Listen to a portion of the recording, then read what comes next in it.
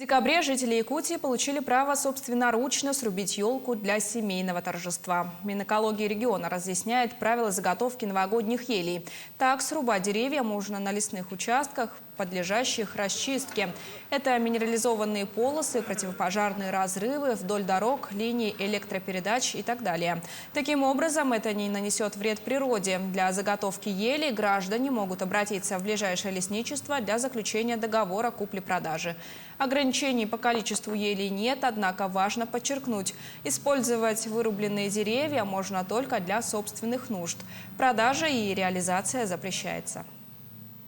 Плата за одну елку в зависимости от высоты дерева составляет от 45 до 266 рублей за штуку.